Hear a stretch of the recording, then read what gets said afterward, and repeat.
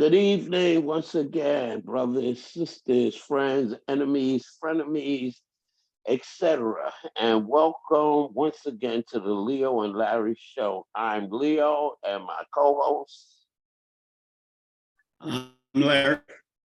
mhm, Larry Smith. And today we have as our guest Richard Gant, who most of you have seen him in some production or another on television and movies, and he has just been a performer par excellence. And actually, we were blessed to have him uh, serve as a host, the MC during our Creating a Climate for Change conference last October. And so, welcome, Richard. Well, Tell us thank something about yourself, how you got it, got into your profession and all of that. well. First off, thank you for having me, Larry and Leo. It's an absolute pleasure. I've been in show business for over 50 years. Interestingly enough, I I stumbled into it. I had gotten out of the Air Force and was back at college, and I was going to a school called Merritt College at that time in Oakland, California. At the exact same time that Huey Newton and Bobby Seals was going there, and we had the That's first. what I thought of. Yes, Yeah, that's where they went to college. Yeah. right. And Mhm. there was a community college, and the first BSU in the country was formed right there, and so it was all very interesting. Now here I am getting out of the service into this revolutionary atmosphere. I'm out of Berkeley, California, right? Get back to Mhm. Berkeley, and my little sleepy college town had turned upside down Mhm. with all the revolutionary fervor that was happening. The Hells Angels, you have to remember, were in the hills of Oakland at the time. And right outside of Berkeley is Oakland, or right outside of Oakland is Berkeley, whichever way you want to look at it. Mhm. I had gotten out of the service having only read one Black book in my life. Here I am, Wow. 21, 22 years old, and I had only read Native Son. That's it. That's it. Mhm. Um, and at about that same time, the first Black literature class was starting on the West Coast. And a lady named Sarah Fabio was our teacher. I fell in love with Langston Hughes and the notion of Harlem as a result Mhm. of reading Langston Hughes and reading other stories and things. She formed a theater company. And so during one of our Black Power rallies at the school, I forgot who was speaking at that particular time. It could have been anybody, believe me. We had Betty Shabazz there. We had Rap Brown would come. Any Stokely Carmichael, anybody you can think of came through Merritt College because it was as revolutionary as it was. Mhm. I was in a dance company at the time doing Latin dancing, cha-cha-cha, merengue, pachanga, all that stuff. And my girlfriend, who was also in the company, went off to join this theater group, and I followed after her. The first play I was in was the first play I ever saw, other than a church play, of course. You know, Mhm. Easter plays and all that kind of stuff. Got hooked, was directing my first scenes within 3 weeks. Now, of course, you'd see, we have television and movies, so we have an idea of the genre, but I had never physically seen a play. So I did maybe, I don't know, 5 plays that school year. A lot of them at the University of California in Berkeley. Did Slave Ship by Leroy Jones. It was just a fantastic time. Moved out to the State University after community college that summer of '68. Now, the spring of '68, there was 50 Black students on campus. This is a huge state college. They had like 26,000 students, but only 50 Black students. That summer that I came, there was 300. That fall, the EOP program kicked in the state of California, Economic Opportunity Program, and there was 1,000 Black students. So, I mean, it was just huge. Everywhere you looked, there was somebody Black. It was fantastic. So we did all of our shows. We did a number of shows. I did one that first summer that I was there and directed something. And then that next year, I directed a Langston Hughes play, Little Ham, as a musical. Just kept going. I graduated within 2 years, of course, and ended up teaching there for a while and doing it. I was an administrator for a while there also. And then what did you teach, Richard? Theater. Oh, theater. I just want clarity on that for our audience. Yeah. Yeah. I ended up getting an undergraduate degree in theater arts, and with a co-degree in Black Studies. Then I started teaching at Laney College in Oakland, and kept directing my plays. And interestingly enough, we did a play that summer. This would be the summer of '73, I think. Did a play in San Francisco at a junior high school auditorium. And we weren't the big Black play of that year, at that summer. There was another play going on at the Fillmore Auditorium with all of the other local stars were in, you know. Mm-hmm. A historical place, the Fillmore. Yes, exactly. The interesting thing about that, the reason I'm bringing it all up, is because in our play, there might have been eight actors. There was usually more people on stage than there were in the audience, by the way. But that next year, when I left California and went to New York, out of those 8 people that was on stage, 5 of them had gone to New York City. Gone to New York City to be part of, you know, the theater renaissance that was happening. And nothing from this people that were doing the show at the Fillmore Auditorium. So I get to have that kind of bragging right. Mm-hmm. One of so them. you went to New York, and you were living where in New York? Uptown, my brother, Harlem. In Harlem. Yes, sir. I spent some time in Fort Greene, but ultimately I ended up at a building called Graham Court on 116th and 7th. I had a 10-room, 4 fireplace apartment. And the only reason I got that was because it was drug infested, and I was prescient enough to make a move into that building. And it turned out to be fantastic. It's the same building they did Jungle Fever. You remember Jungle Fever? Do you remember the apartment that Sam Jackson's family was in? Ossie Davis Group D? My apartment was across the hall. It was exactly like that. Okay. And I remember 116th Street back then was drug infested in Harlem, crime ridden. In fact, they had a movie that addressed that a little further down across 110th Street, that whole area from 110th Street to 116th Street. Right. Just drug addiction was horrible, heroin. I can remember coming out of the park on 110th Street right there, 110th and 7th, coming right out of the park, and there must have been 100 people on there on the corner, right there on the corner. And I asked somebody, why are all these people here? What's going on? It looks like it's a parade. He said, no, it's the drug man is about to come by. Oh, yeah. That's when Frank Lucas was there, who Denzel played in American Gangster. That was a lot of his Blue Star heroin was out on the street there. Yes. But for me, it was a paradise because, as I told you, I was just in love with Langston Hughes and the whole notion of Harlem.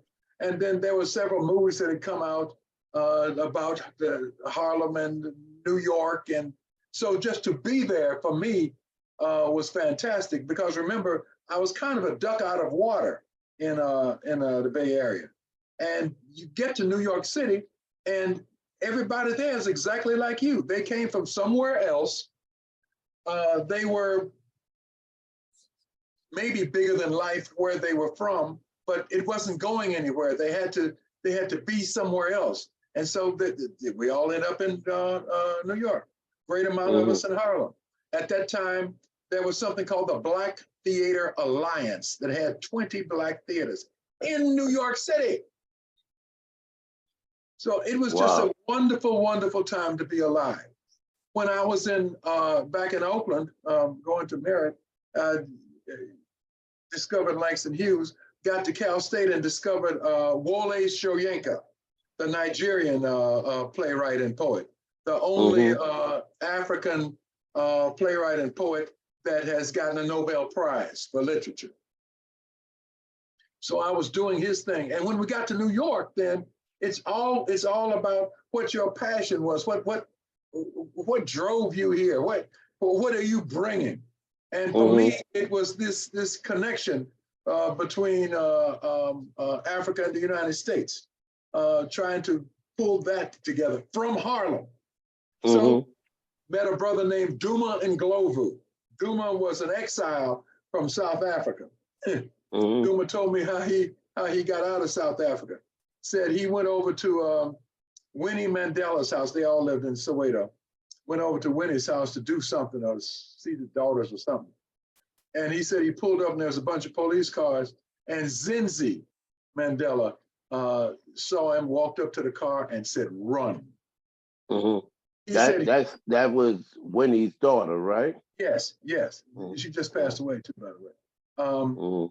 He pulled out of wherever he was and drove straight to the border.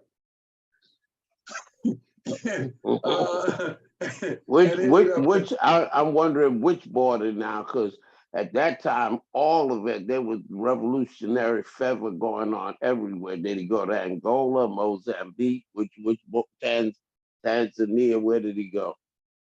It remember? It wasn't Mozambique. So it had to be Tanzania. When you think it had to be Tanzania. And he stayed there in a revolutionary camp or in a soldiers camp or something until he could figure out a way to get to the United States. So Duma ended up being one of those kinds of people that you meet once in a lifetime during a certain period of his life where he just blossomed, just zooms. He was one of those kind of guys that walked into the Lincoln Center and they listened to him and he was able to pull off some things that ultimately ended up being, what was the movie? The play and the movie. I can't think of it. He brought one play from South Africa that turned the city upside down. And then he brought this other piece that blew everybody away and won a bunch of awards, theater awards. So Richard, who was in New York? Who was in New York with you then? Because I know you have a lot of friends who are well known, like Samuel L. Jackson and Denzel. Were you working with them then, or? I directed Sam in a couple of things and acted on stage with him on another. I shot. Denzel was in a play called, it was about Malcolm X. And he was so fantastic in this play that every time he walked out on stage, it was a two-man play. Every time he walked out on stage, there was a collective gasp from the audience because he so embodied Malcolm in just the walking out. So I actually shot that play. I don't know what a film is. But I shot it. No, that's why they picked him for the movie, probably. Exactly, right? Exactly. And that was his change. Morgan Freeman, I directed Morgan and was on stage on Broadway with Morgan. Everybody you can think of that's my age that's out here now was in New York then. It was fantastic. It was fantastic. Well, let me ask you for a mutual friend, Flo. Was she in New York also then? Flo was in Washington, D.C. We did a play with Sam in Washington, D.C. and she came to the play. She was looking for a friend of hers that had gone to university with her in Boston, and she thought he was in the play, and he wasn't. But me and Flo hooked up. Flo was part of a group of young Black political operatives, workers, that hadn't existed before. This group started, this is like 1978. No, it's later than that. 78, 79. These people were working on the campaigns of various and sundry people, and later on ended up being chiefs of staff and all of that. Well, this was the first part of that group, the first peopling of that group, and Flo was a part of it. And it was fantastic to see these guys. I, didn't know that they existed. It was fantastic. So Flo and I hooked up. Later on, in another 2 or 3 years, was my first trip to Nigeria, to Africa. And then I ended up getting, having a chance to interview to be a campaign manager for this governor. And I came back to Flo and I said, Flo, listen, here's this opportunity for me. Get me hip. Let me understand what's going on in Nigeria so I can pull this off. She and another friend of hers, a partner of hers, wrote the campaign that I ended up using in Nigeria. Now, the only political campaign I had ever worked on before was Bobby Seale's campaign when he ran for mayor of Oakland. Yes, yes. But And I heard and the story is he almost won. he came close. He came close. He did. He did. But a campaign is simple. It's a production. And being a theater person, I was able to do that. Campaigning is simple. You find out who's for you, who's against you. You forget the people that's against you. Look for the people on you look for the people on the fence. Put all the money on them, and you go from there. I mean, that's really campaigning. Make sure that the people that are with you, and pour everything else on those that are sitting on the fence and need to understand. Absolutely. There's a whole theory of change around that. About don't worry about the opposition because you're not going to move them. No, they're going to stay the opposition. So you want to move the other folks. So tell us. Tell us. Let me tell you a little bit about that. Let me tell you a little bit about that campaign. Okay, in Nigeria. That campaign was wild. Now, this was 1982, 82, 83, 83. Started 82, 83. Campaigning at that time was you had to be young and adventurous. Campaigning is rough in Nigeria. Oh man, it's rough here. So imagine then add guns and wild people and the societies that you don't know. So I mean, you know about all, who all the newspapers are. You know all of the things, all the situations that the governor needs to be in and what he's done. This government did not know what all they had done. I had to do research to find out what bridges, what this, that, the other, what schools, what bloody. I had to do it. It was wild. On the campaign trail, I can remember, strangely enough, this is a memory I'll never forget. And this is 1983. It's in the middle of the summer, so it's hot as all get out. There's 20-some cars or vehicles in our entourage, and we are flying down this road, newly cut road now, with grass as high as a man is tall on either side, and the road is maybe 10 feet wide, maybe. So we flying down the road. There's people that's brave enough to stand on the side of the road and hold their finger up, one nation, one God, NPN party, bloody da. It's so hot that we got the air conditioner on and dust is flying everywhere, and dust is all in the car through the air conditioner, you know. And so here I am in the middle of all of this, hot as all get out. The radio is on, and on the radio is the song Billie Jean by Michael Jackson. Wow. You know, it's so incongruent how you, you know, you're swimming. There were times when the front of the entourage would get through a village and the back end would be taking on live fire. Mm. Right. Oh yeah, yeah. Now you understand what's happening. Oh yeah, Nigeria, but Nigerian politics even today. I mean, they have that separation between Muslims and Christians, and then the separation from different parties, and it's dangerous even It's dangerous. today. It's It's dangerous. dangerous. But Yeah. while it was dangerous, Dr. Woodbury, Reverend Dr. Woodbury, I've given you that. While it was dangerous, it was also for me, I should have been paying them.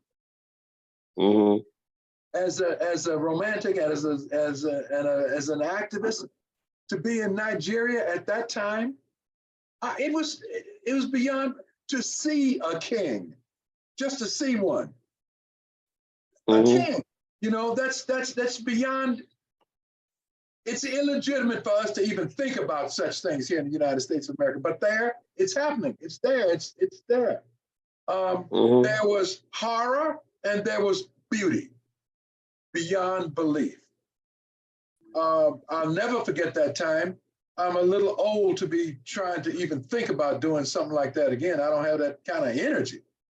Can't run that fast either in case something happens. Nobody. I remember I was working in Benue State, and the town was Makudi. That was the capital. And whenever I could go down to Lagos, I would. It was just a wonderful time. And a guy asked me, said, we were at the Holiday Inn Hotel, which at that time was one of the big hotels on the island. He asked me, say, I've been watching you for a while there, Mr. Gant, but I have to ask you, if things go wrong, do you have a way out of here? I said, my brother, I'm with the governor. I'm good. He said, do you have a way out of here? I said, man, I'm all right. Now, here's the backstory.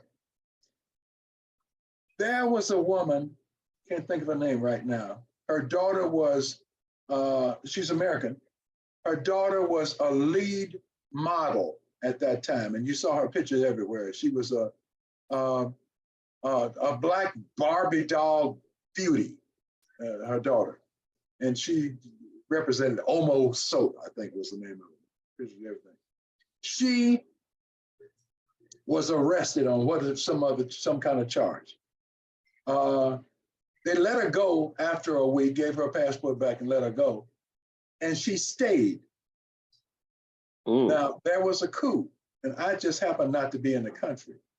She was rearrested and stayed in a prison, Kirikiri, for I think over a year. She was finally able to get out. But it was that kind of tense kind of thing, you know. It was brutal. Now, one other strange thing, there was a government house, Benue State House in Lagos. All of the states have a house there. That's the house, the house for them, the government house. I used to stay there when I went down to Lagos when I could, and there was a bunch of movies around. And I put in some cassettes, and that's the first time I saw Rocky 1 and 2. Rocky 5 was my big film. I was gonna say, why don't you tell folks about your involvement with Rocky 5, and also tell our folks some of the movies that you played in and television shows, and then we'll get back to Africa. I know what you're talking about, Africa. I made a speech one time And I remember an elderly person came up to me and said, "Wonderful speech. How did you come here?" And I told them what road I took, and they told me I wouldn't go back that way if I were you, and walked away. And I found another way too. It's like, okay, we're not going. You live here, you know. But yeah, talk about Rocky Five, and let our audience know, because you've done over 150 productions, movies, and Yeah, television, yeah, right? yeah. Mhm. Uh, Some we know, like Norbert, and some of those, right? well, Rocky Five was my big film for me. My Mm, big, and that was 30 years ago. Now you got to understand. Um, my main my main living is made from television. Um, mm, I have done. I have been in four or five, where television series where I was starring in. Starring in simply means I was in the main cast of that. Uh, mm, the last one of those was I just finished NCIS LA. I was LL Cool J's dad.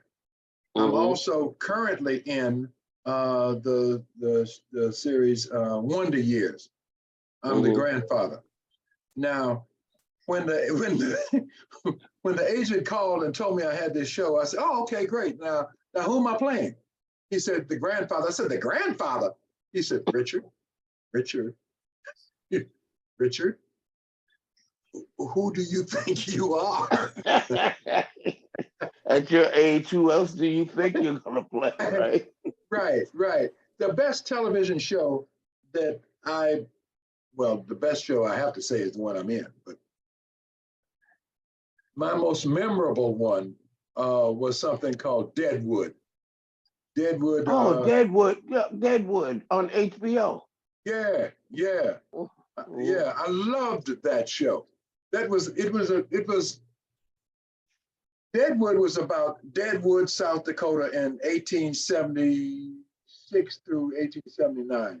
Gold was discovered there. This is after the California gold rush now. Gold was discovered in South Dakota. And it was not yet a state, it was unincorporated. So there was no law, there was mm, nothing but gold. So it was a treacherous, treacherous place. When I was mm, first introduced to the show, I was taken around the set. The set was out here in California, and it was a fantastic set. It was one of the best Western sets I'd ever seen before in my life. The designer told me, warned me, said that some actors have come on this set and cried because they knew that they would never be in another show like this again in their life. wow, So we walked wow. around to the back alley of the set, and there were a bunch of wooden cages back there. If you remember the show, that's where the Chinese fellow Wu, where he Oh was. yeah, Yeah, with the opium. I was a big Deadwood fan. Every yeah. week I watched it. Yeah. And so there were a bunch of wooden cages, and I asked her, what were those for? She said those were for the Chinese prostitutes. These girls were slaves. They were put up in them doggone cages and never got out again for the rest of their life. Mm, So Deadwood was that kind of desperate, desperate place. There was some signs that said 5 cents on one of the cages or some of the cages, and that's for those girls that's getting ready to die. You mm, know, 5 cents you get up there in a cage with them. So it was a desperate mm. place, desperate, Yeah. desperate. But it was Based on also reality. based on reality. But Mm, but for an actor, it was ultimate. mm. I did so many other shows, man. I don't know what the heck I've done. Yeah, you were in a lot of other shows. You've done movies, Crush Yeah, Groove, yeah, yeah, Norbert. yeah. Yeah. Interestingly enough, I'm getting more. I'm getting a lot. I'm probably getting more work now than I got in any other period in my life. I've done what 5 shows this past year. Five. Hmm. You Well, know, tell folks what those five shows were, and that talk a little bit to young people who, we have so many talented young people and not so young people who can sing, who can dance, who have aspirations about, acting. Okay. So tell us a few more. Tell Let us me tell you. the five shows you did this year, and then And you called me to have to think now. I did last. well, as many as you can remember. I did.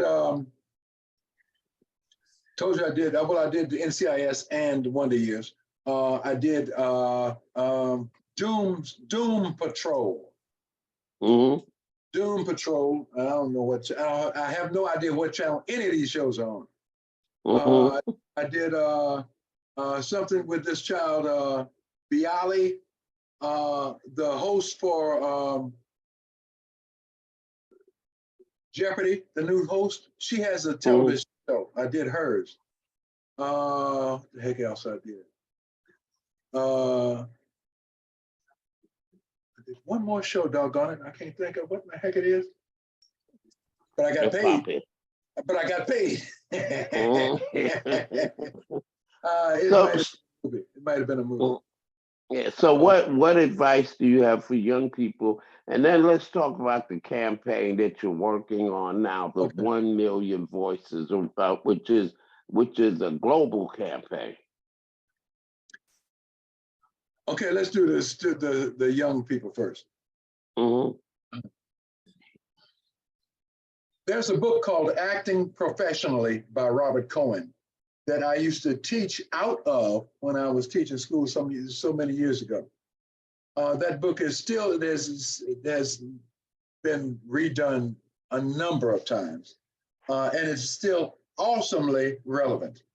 One of the things that he'll tell you to do, he'll try to talk you out of going into this business as a profession. He'll try to talk you out of it because you're going to be disappointed. You're going to be you're going to be hurt. Very few people make it, and those that make it, look at the statistics. Back in the 90s, when I left New York, coming to California, doing the show the film Rocky Five, out of the 100 or so thousand actors that was in Actors Equity,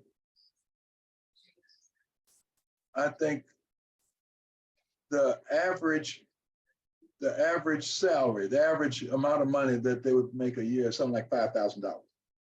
Oh, wow. Right. The only thing that sustains us, those that last, those that can make a living in it, only thing that sustains us is the clear notion that we are doing what we are put here on the face of this earth to do. Now, if you don't have that kind of, it's not commitment, understanding about you and this, then you're not going to survive simply because of the amount of people that do understand that and are going to be up against you. Acting is about, at the next level, acting is about auditioning. I was having multiple platforms back in the 60s when you started, and in the 70s when you started. There were 3 major television channels in the world. There were maybe 5 or 6 major movie companies, and so the opportunities seem to have been limited, and absolutely limited for African Americans. How does today, where you have so many platforms, how does that change the picture? Exponentially. Exponentially. While acting remains the same in terms of, if you're getting into I'm getting to your question, Larry. If you are into it to be a star, that's one thing, and that's the totally different and difficult thing to do. It's extraordinarily difficult. You can look at some people. You have to be talented. You have to work hard at your craft, and finally, you have to be lucky. So all three of those things are caught up in the acting side of show business. All three of those. The production side, which is what you're talking about, Larry, is you can make a movie with your doggone with your cell phone and sell it. You can do productions that start as podcasts and move on to the next step and the next step and next step and do it. Content is king. Content means shows. With all of these different platforms, all of these different channels, all of these outlets for shows, they're constantly looking for new ones. So the production side of it, the ability to pull something together and put it on screen and make it coherent and magical and fantastic is very possible. In much the same way as I was able to go and do a campaign, a political campaign in Nigeria, it is possible to put up a show with some skills that you might have that's outside of show business. It's possible. There are a whole bunch of new technologies that this whole AI notion is brand new, and nobody quite understands really what to do with it, with those possibilities. So you as an entrepreneur, as a manager, as an artist, as a person who is a thinker, this very possibly is the arena for you. It's all possible. When I got to New York in the 70s, everybody I was on stage with, just about everybody, had at least an undergraduate degree and probably in theater. That's what I was up against. Now it's not so much about theater. The problem, though, is that if you don't do theater, you probably have no idea the limits you can go. So theater is that needed and necessary. Right. Interestingly enough, to get around to your point, Reverend Woodbury, because I'm an activist, I see myself as an activist and as a romantic, and a person who is imbued in blackness. Me and this fellow named Duma Ndlovu, the South African fellow, when he went back to South Africa after apartheid, and I ended up in Los Angeles with this film. And we had tried to come together again to find what magic we had done in New York City. We had done a number of things. One of the plays that we ended up doing, always trying to marry Black American actors and South African actors, was this play called Sheila's Day, musical called Sheila's Day, that ended up going to Broadway. So here's years later, we're still trying to come back with our old revolutionary fervor. What can we possibly do? We realized that the 20th anniversary of Mandela's independence, this was 20 years ago, 2010. Wow. Not 20, 2010 was coming. 20th anniversary of him walking out of prison was coming, and nobody's going to celebrate it. We realized that we had a history in the United States of people, activists, whole movement of folks who had been on the trail of ending apartheid some kind of way for a long time. And apartheid had ended, and there was nothing for these people. So who had done all of that? Remember, I came out of Berkeley in Oakland, California, where Ron Dellums came from. Ron did his first act in Congress in, what have been 71, 70, was to introduce something to some action against apartheid. That first action.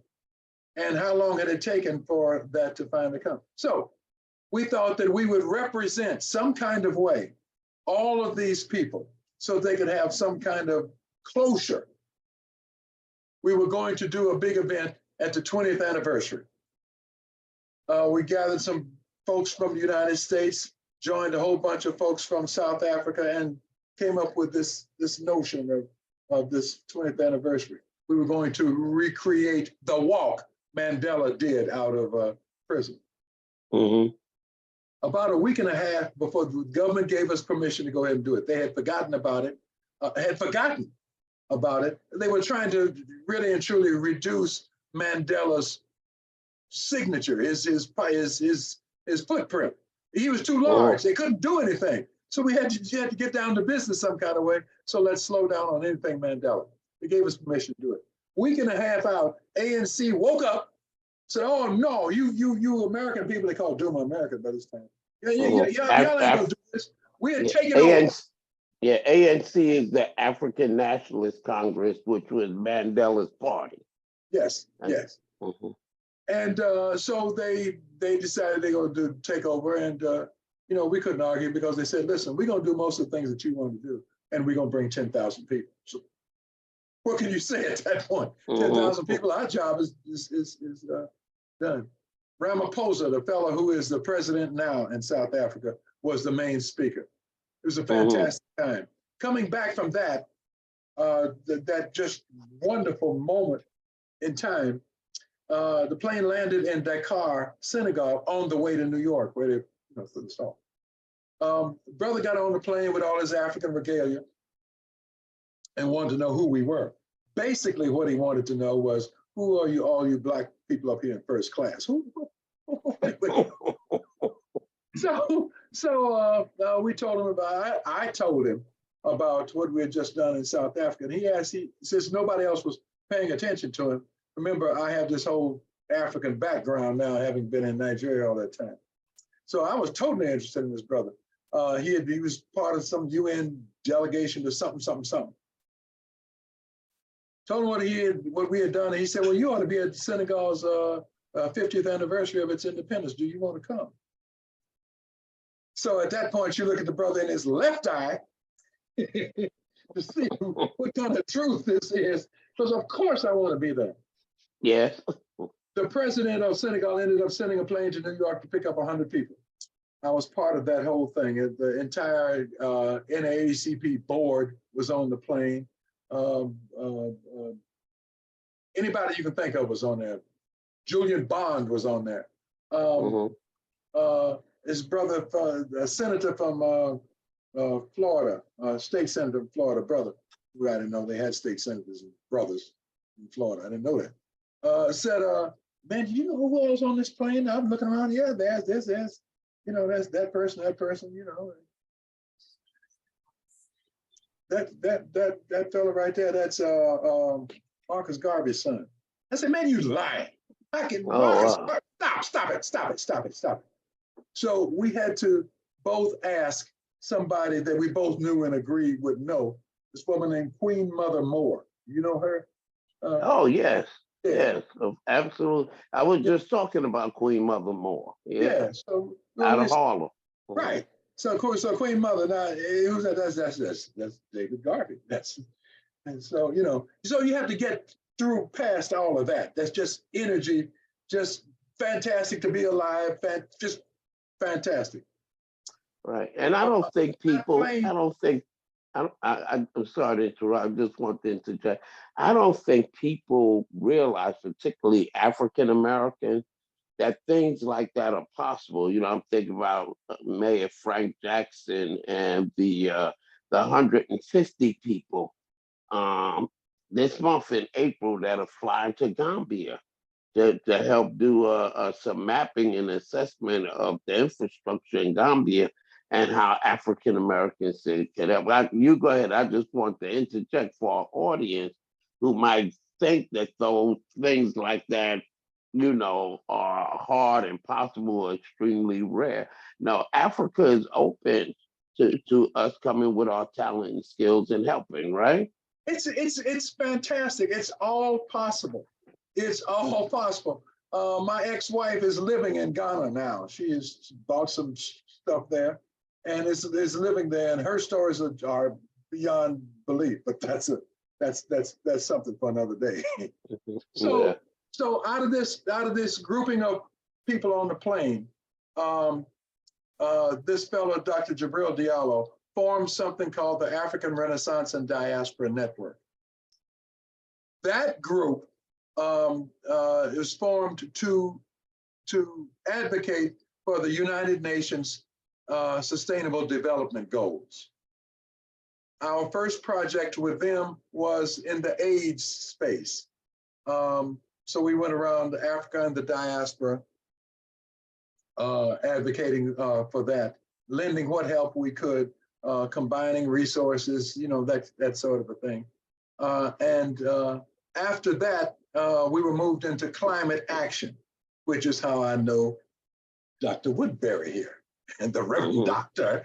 Woodbury. We're also engaged in something called the Red Card Campaign, which is a FIFA movement. FIFA is the World Football Association that puts on the World Cup. The Red Card Campaign is a pledge. Red card in soccer means that you've been charged with a foul. And so we raising the red card against all forms of discrimination. And we pledge to end all forms of violence and discrimination against women and girls. And so we go around Africa and the diaspora getting these pledges, people to make pledges. We wanted to get 1 million pledges. That's what FIFA has charged us with doing. And it's an interesting campaign. It raises awareness. You go to the president of the country, and usually the first lady will end up being the head of the campaign in that country, and people will raise cards, and it's an awareness kind of a thing, and it begins to open the door to a discussion. Well, in South Africa, when we were there, we had some people that were saying, this is wonderful. This is a wonderful, wonderful thing. We have a huge problem here. And this kind of raises awareness, but it doesn't help us. It doesn't help the people who have been abused. It doesn't offer solutions. It raises awareness. We have a problem with mental health here. And our way of handling for these women, these abused women, is through group kinds of things, focus groups kinds of things, where we ask them to tell stories.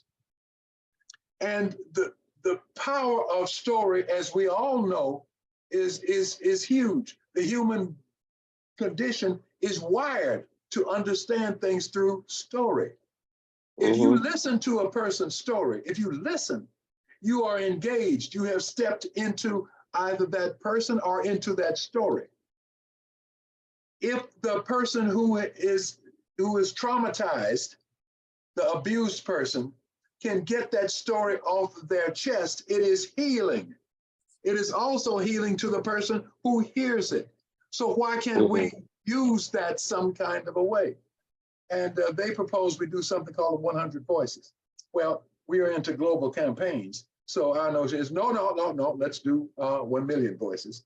It's a fantastic notion. We'll figure out how to do it. Let's do 1 million voices. Right.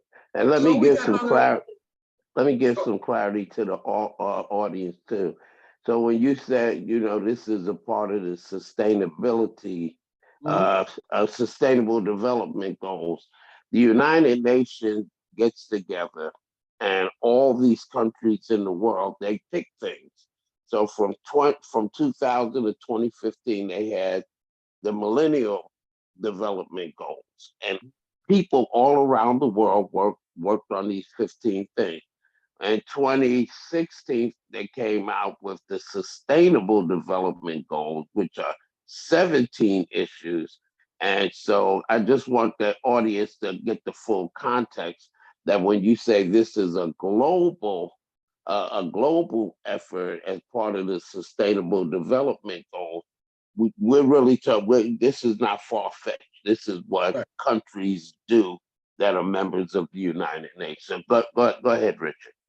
And the goals, you can imagine what they are when you think about it: water, education, on and on and on and on. I mean, without going into the exact title of each one of those, that's what it is. No, But no. back to your other point, and which is so germane right now, is all of this is possible. All of this is possible for you. If you just open up, travel is everything. Education is everything. Be a romantic. Be in love with something and want to see it challenged and move forward. It's possible. It's possible for you to be in league with, we were down in Brazil, and the deputy mayor of Bahia is a Black woman.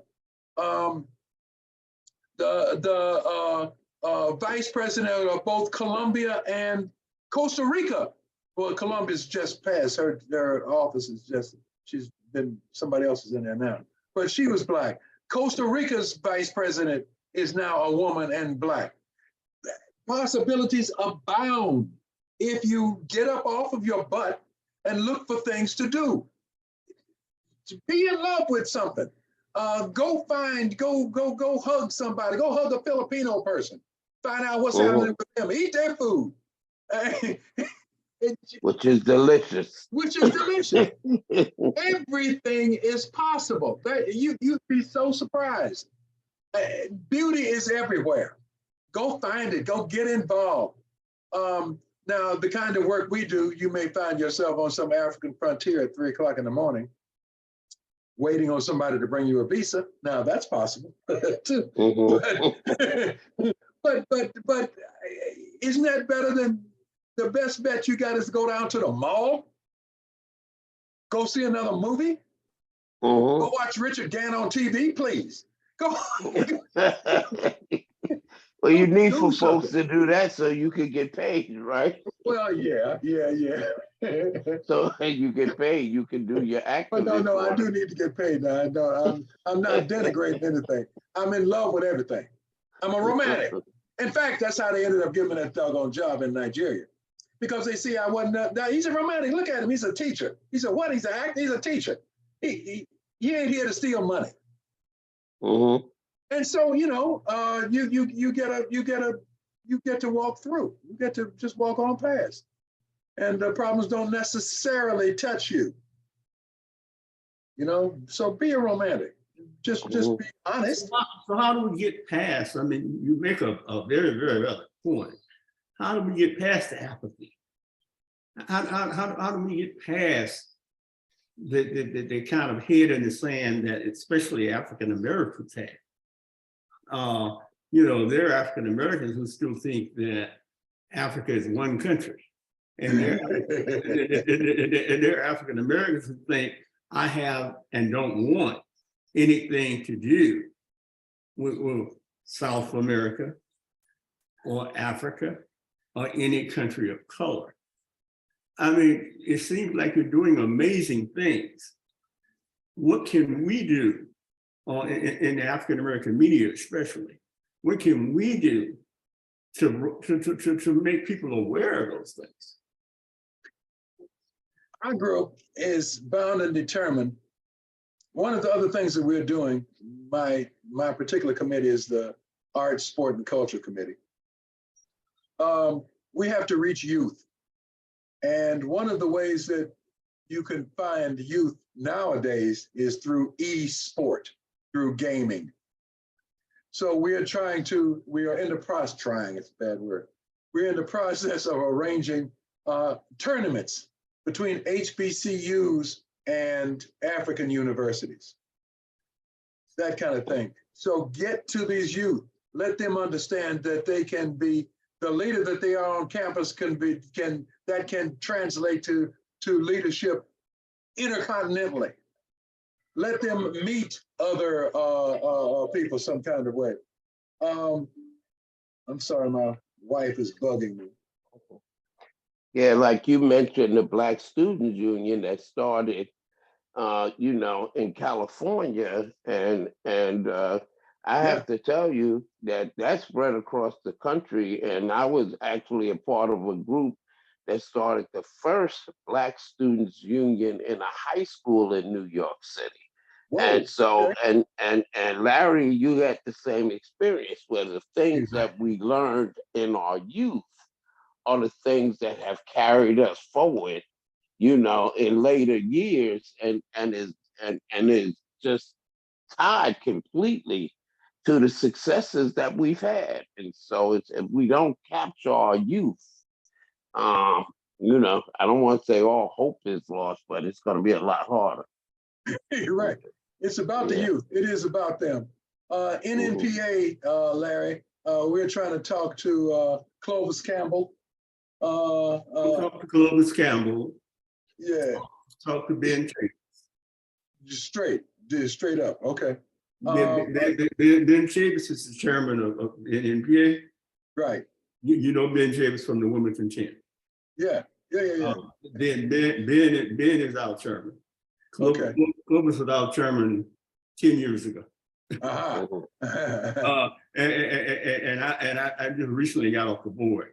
But the challenges because I was going to suggest to you that we have a morning show that's similar to what we're doing right now, that is broadcast all across the country. And the young man who hosts the show's name is Stacy Brown. And Stacy Brown would love to have you on the show, I'm sure. And if you want, I can give you his number. Please. Because I would suggest to Stacy that people from my committee would love to, but why can't we involve some of these people from overseas on that show? Yeah, sounds wonderful. He would be more than happy to do that. The thing about it is, we're reaching out and we're trying to be a part of the community. We were a 190-year-old organization that has been working for civil rights and for community change all of our lives. Sometimes, and most of the time, I should say, at the detriment of us financially, because we create what is the truth that most people don't like to hear outside of our community, and so the reality is stories like yours are the kind of truth that our community needs. You mentioned young people a second ago. Reverend Whitbery and I were talking, I think months ago, and we talked about how do you approach young people when they've got video games, they've got all the other things that they've got going on. How do you get them there? And he and I came up with the concept that we try to go to the high schools and we try to get the leadership, the young African-American leadership. Right. Whether it be football, quarterback, whether it be the basketball star, or whether it be someone along those lines. And we bring them into a positive relationship. And then they, in turn, will bring the rest of the student body, or some members of the student body, into the process. Right. Right. So that's a process that Reverend Whitbery and I have been talking about. And I think that's an important element because I have two sons myself. And I can tell you, when they were 15 and 16 years old, even though I've been a publisher for 40 years, I said, you guys got to join the NAACP. And they looked at the youth council, and I said, you got to join the NAACP. And they said, why? we don't want to do that. I said, because that's how I came through the process, and that's how you're going to come through the process. And so you're going to join. I'm going to pay your membership, and you're going to join, and you're going to get active, and you're going to be active. And 6 months later, they came back to me and said, Dad, thank you for getting us involved. But see, if those kids don't know the positives, then they see it as an old person's out of date and obsolete organization. Right. And we need to make sure that they see the good work that's being done by people like you and people in the NAACP and people in the Urban League and people across all the organizations in our community.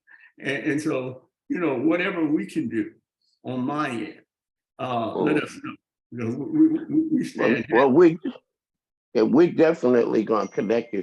They are frantically waving at me to tell me that we're coming to the end of the show, but definitely I will connect the two of you, and also Richard. How about we bring you back to Florence, I would and, love, and I would we love and, that. and we and we get those young people and stuff, Larry, right? I would love the opportunity to co-sponsor that. Okay. Well, now I have to be, bring you in. I have to be in Gettysburg on the 26th. The 26th of April. Yes. That may be a Yeah. little. I'd like to get a little bit more publicity. Okay. Yeah, Okay. a little bit more time.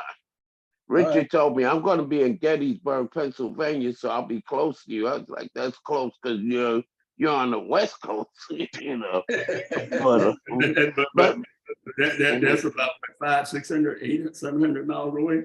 Really? Yeah. But let's have a conversation about it off the air. Let's close out. We'll do the kind of thing like Bill Maher does. We'll close this up, but we'll have some more discussion after the showtime. That'll work. Yes, absolutely. Richard, I'll make sure that I get I'll send you an email with the contact people for NNPA. Yes. And you can contact the people that are the real players in the game. Okay. Good enough. Well, Larry, let's close it out. No one go anywhere. We can have that conversation after we close it out. And so, to our audience, as always, we appreciate you and your support for the Leo and Larry show. Richard Gant, can you tell people? I know you have some email address or something where people can contact you if they want to know more, interact with you.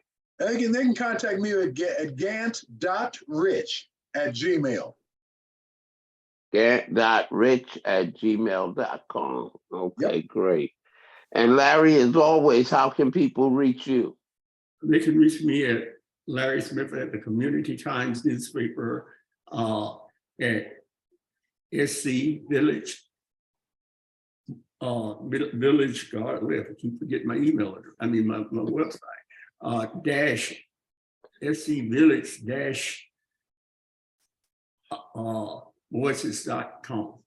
Yes, that's voices.com. And you can reach me on my phone at 843-621-0056. Well, thank you. And I'm Leo Woodbury, and you can reach me by going to our 501c3. You can email info@newalphacdc.com. Don't forget to go to our website and subscribe, newalphacdc.com. And if you want to call, feel free to call our number at Kingdom Living Temple, where I'm honored and blessed to serve as the pastor, 843-799-0740. So don't go anywhere, guys. We got more to talk about, but to our audience, thank you for listening in. And if you want to know the things you need to know and know the places you need to go, then tune in next week to the Leo and Larry show. Thank you so much, Brother Gant. Thank you. It's been an absolute pleasure.